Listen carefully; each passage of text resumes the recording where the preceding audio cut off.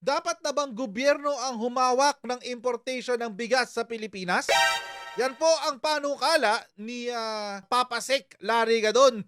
So ito po yung balita na pinika po yan ng SMNI. Ano pong sabi? PBBM hinimok na ibalik ang kapangyarihan ng NFA noong panahon ng kanyang ama. So yan po ang sinabi. Hinimok na ibalik ang kapangyarihan ng National Food Authority noong panahon ng kanyang ama ayon kay Pangulong Ferdinand Marcos Jr. Naglatag ng mga mungkahi si Presidential Advisor for Poverty Alleviation kaya Papa Larry Gadon kay PBBM sa isang press conference sa Quezon City. Ito ay para solusyonan ang problema sa bigas sa bansa.